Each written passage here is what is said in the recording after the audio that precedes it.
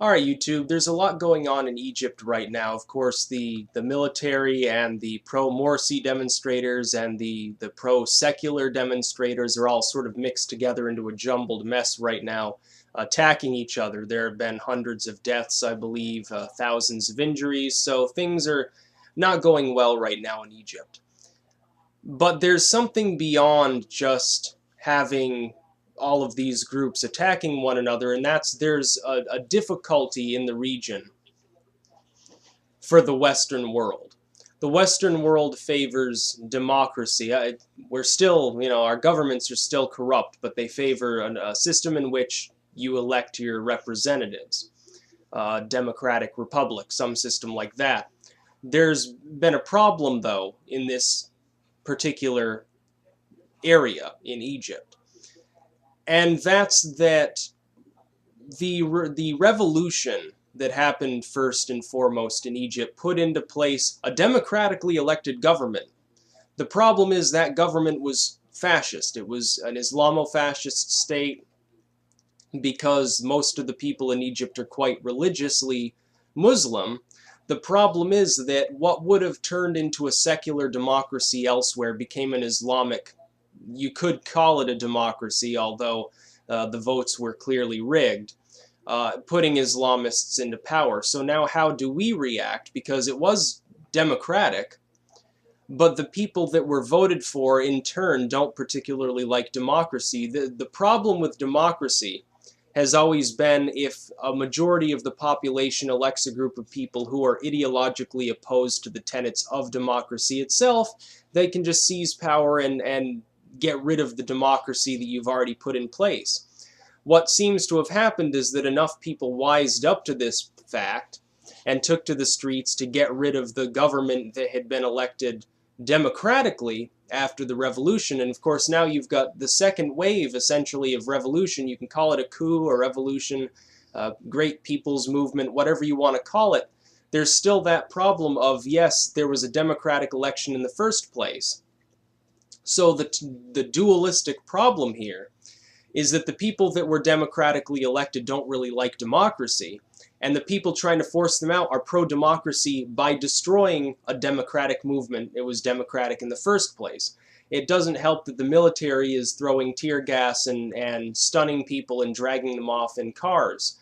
The additional problem being, how do you function between the military being too authoritarian and tyrannical and beating on people, even though the reason that they're doing that is to protect the democracy, the very fragile democracy that they've built in the first place by getting rid of the Islamo-fascists. You see, there's no real answer. It's a completely paradoxical situation when the ones in power, through democratic action, are not themselves endeared towards the very idea of having a representative democracy. Remember when the Constitution was being voted on and got put through? But it was an Islamic constitution. It contained a bunch of material that was not conducive at all towards a real democracy. In a real democratic system, you have to have some protection for minority groups which are not represented by the majority view. It doesn't have to be, well, we'll bend over backwards and do whatever they say. It simply has to be they are tolerated. Their views are able to compete. It actually fits in kind of with capitalism, and I've pointed it out before. There's a difference between a capitalist system where there's inter-competition within these different businesses and groups. Competition drives progress. There's a difference between that and corporatism where there's little or no competition. The largest groups basically can do what they want. They really don't face any external force that's creating better jobs, higher paying jobs, or getting them to innovate. There's no reason to innovate because they've got a monopoly. The same thing holds true in a political arena or a religious arena or anywhere else. That's where the idea of tolerance of religion comes in. You can have a majority religion, and as long as it's tolerant towards these other groups, they're all able to hold a sort of dialogue. The problem being in the Islamic world, that's very rare. In most Islamic countries, it would be downright illegal to be most religions. They sometimes tolerate Christians and Jews. They rarely tolerate atheists or pagans. In fact, they're constantly harassed even in the best of these states. The problem is, the Islamic government which came into power in Egypt wasn't facing any real challenges until the people decided to rise up en masse, and you had something like 30 million people protesting, and I can understand why. The economy was slumbering, slowly falling backwards, in fact. The economy wasn't doing well. There were all sorts of abuses, and a very large chunk of the population felt like they didn't have any representation because they didn't. So the problem is now they've got to remove a democratically elected government in order to enforce their own democracy. It's always been a problem. That's the problem with the democratic system. You might put somebody into power or push through some idea that disenfranchises a large enough minority that they have to rise up and start beating on people.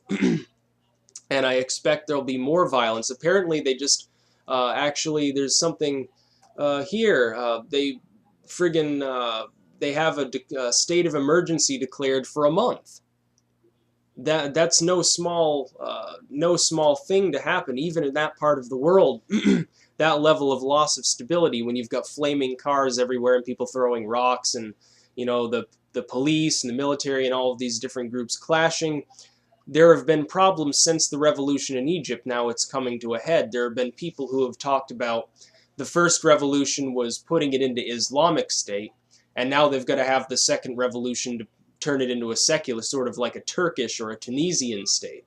That would be the best of all outcomes. Whether that happens or not is not necessarily the case. When you've got a large population, and the population is largely militant Islamists, and let's face it, the majority of people in Egypt are quite religious, you can have problems having any real democratic action unless you explicitly protect the minority groups and unless you make it clear that they will have fair representation too. The problem being, you can't have a fully functional, fair republic unless the majority really does get its way.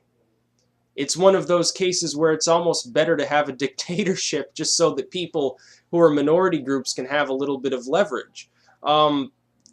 It's a quandary and a paradox, and there's no easy solution in Egypt. I think what you're going to see is continued violence, more violence. It might get worse, or it might stay about the same, but even if it stayed the same, with a number of injuries that high over the course of a month, you could see, 50,000 people or something injured. That'd be a lot of people that are out of work for potentially a long period of time. So Egypt looks like it's kind of falling apart at the moment. It's kind of sad, but there's really no recourse when you've got that many religious individuals. And of course, I've pointed out before, a highly religious population is not given to democracy. A highly religious populace wants theocracy. And it's happened throughout history. It doesn't matter what religion happens to be in control. It mixes with state function and it becomes part of state function. It's happened before. It happened in Greece and Rome, the Christians in the medieval times, the Ottomans. All of these groups, what did they have in common? Religion in the state.